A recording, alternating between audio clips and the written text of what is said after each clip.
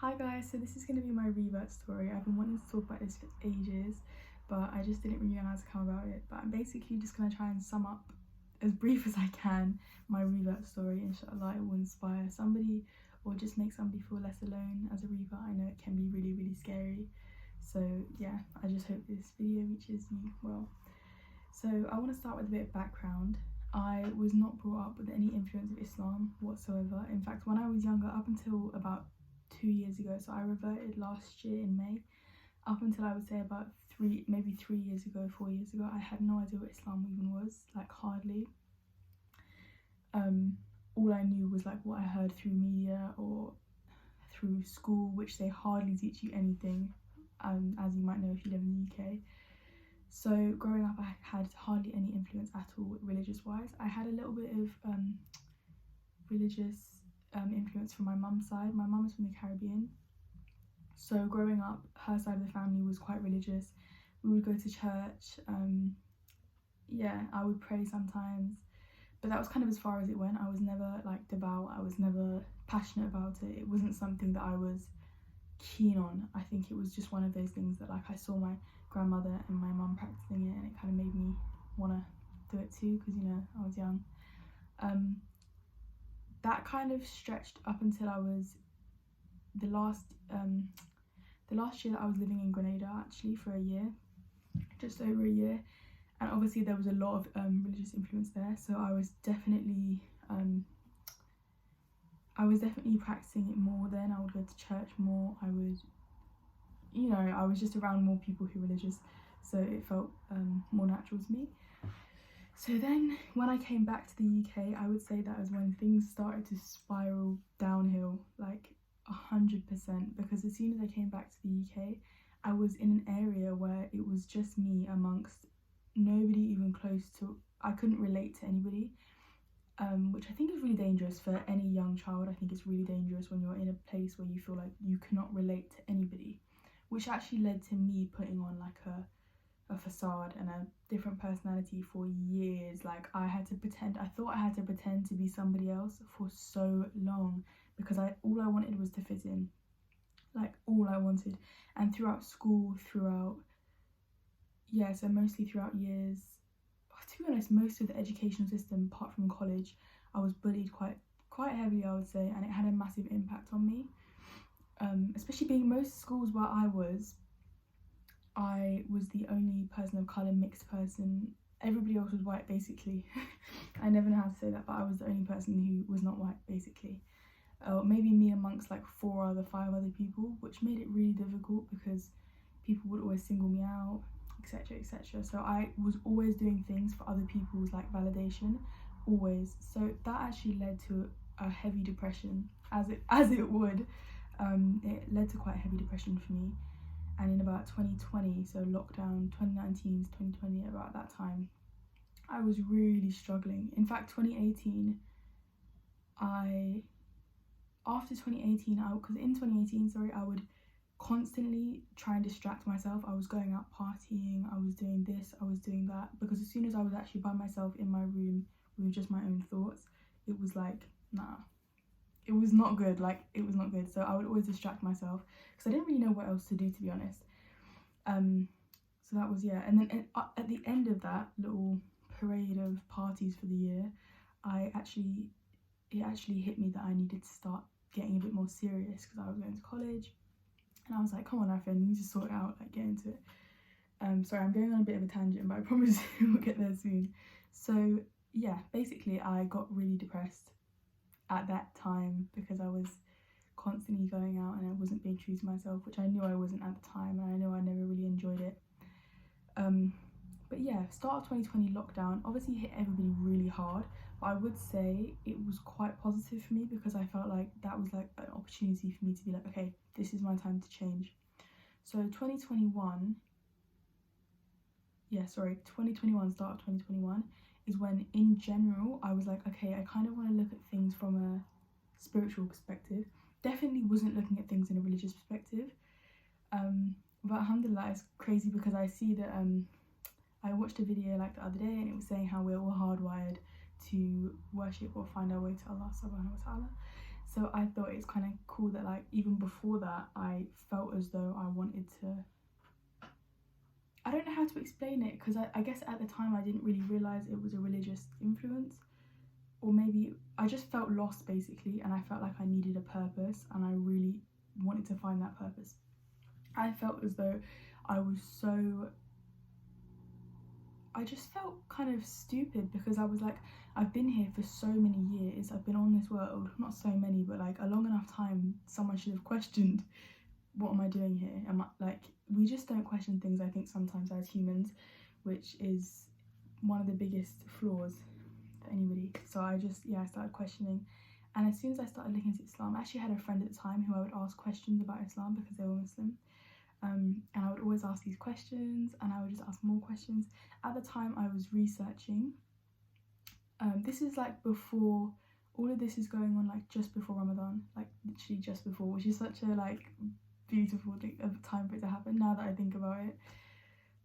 So yeah, I would do my research on like the Quran, the miracles of the Quran. I was researching how to pray, just things like, not necessarily how to pray, but like watching how people do it. And I was watching so many Revert stories because I wanted to see if there was like similar people like me, because I kind of felt like I had this misconception where I thought like, because I'm not from a Muslim country, and because I haven't been brought up that way, I kind of felt like I wasn't worthy of it. So yeah, I kept researching. I would listen to Quran for so long, and I would like look at podcasts and speeches. And yeah, after I started doing loads of research, so many like beautiful things started happening to me. So for one, my depression was like, it was almost gone completely, and I just noticed this positivity in myself. So for me, that was already like a massive sign to me that I was like, this is definitely who I was supposed to be. And this is definitely something that feels right for me. So some other things that started happening to me was that I used to get severe night terrors, I think it's called, or like I can't remember what else it's called, but just really severe vivid nightmares I used to get for a really long period in my life, most of my life I would say, and hallucinations. And as soon as I started, like, I would make du'as, because that was all I knew how to make. I didn't know how to make salah yet, so I would make du'as. And as soon as I started making du'as, I literally did not experience any bad dreams, nightmares. Like, my sleep improved so much. I would start waking up at prayer time, even though I wasn't like checking the prayer time actively. I would check the next day and I was like, wow, like I'm waking up at the exact same time every day for like a really long time. So yeah, that was really beautiful. And then, so after this like long period of time, I'm making du'as and they're getting answered so fast, which I think is so amazing, because I wasn't even Muslim yet. So you can only imagine how much your as a Muslim, your du'as are valued. Like, you can only imagine if I wasn't even Muslim. So yeah, they were getting answered immediately, and I suddenly just felt this immense purpose and peace. I can't even explain it. It's just like having a weight lifted off your shoulders. And the time leading up to when I reverted, I was literally addicted. It was on my mind all the time. Like, I couldn't sleep because I was just thinking about it all the time. I was just thinking about the world. I was thinking about the miracles of, you know, the miracles of the Quran. I was thinking about all the miracles of the world, basically. And I was just thinking of like the mercy of God. I was thinking of all of these things up until like end of May, when I was like, okay, I'm ready to say my shahada. And obviously it was like it's definitely a big decision, but I was like, at that point I was like, there's no way I'm going to be able to live after knowing what I know and just blindly live my life like, yep, I know that, you know, the day of judgment is coming, etc, and I'm just gonna walk around blindly. Like, I couldn't have done that. It would not have been able to. I would not be happy. It's not possible. Anyways, I'm just waffling, but yeah, I said my shahada on the 25th of May, and it was honestly the best day of my life. It was incredible. Yeah, it's literally just like a massive weight being lifted off your shoulders. It's like the biggest relief that you could ever feel, and yeah, I'm so grateful for that day. I always get questions as a revert about the most questions I get asked is actually more about like, how did my family take it, or like friends and stuff like that, because as a revert that can be really scary, like especially living in an area where there's like hardly, it's literally less than probably 5 Muslims in my area. Like honestly, it's not a diverse area in general at all.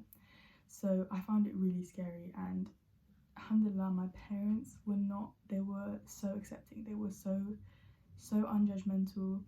They didn't make any comments. Like they were just happy to see how happy I was, because it was such a noticeable difference. Like they were so happy to see that I was finally the person who I was meant to be. And my parents always said, like, we're not surprised, to be honest, like you seem so much happier like this than going out and like just following a crowd basically, even though I wasn't happy. So I'm really, really grateful about that. In terms of friends, to be honest, in general, I really am not a big friendship group person. I have like three friends, like close friends. So, and two of those close friends that I've made are from university. So they know me just like how they just know me as this bin, which I really like.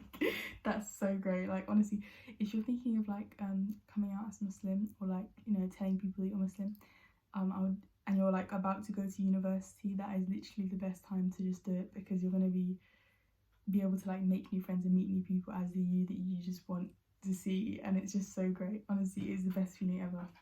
Alhamdulillah. But so yeah, advice with friends, all I can say is just be yourself, to be honest. You know how you want to live your life, and if they're true friends, they will be accepting of that, and if not, then you didn't really lose anything, because obviously they weren't real friends. I don't want to talk too much on the hijab, because I literally only just started wearing it like full time, probably like 4 weeks ago. Yeah, something like that. I only just started wearing it recently. The only piece of advice that I would say as a revert is probably best to stay off social media until you are, when I say I would say stay off social media until you are fully covered and the person that you want to come, because it makes it so much harder to think to yourself like, I've got all these posts on my Instagram that people have seen, my current following have seen, and now I have to come back. Obviously if you don't care, then you don't care, that's fine, but it just makes it harder to have to come back and like all of a sudden this big change that you might be more anxious about making. For me personally, I deleted my entire old social media page and just made a new one from scratch, which has just got my close friends in a minute. But yeah, I just made it to more be like a blog, personal journey type thing.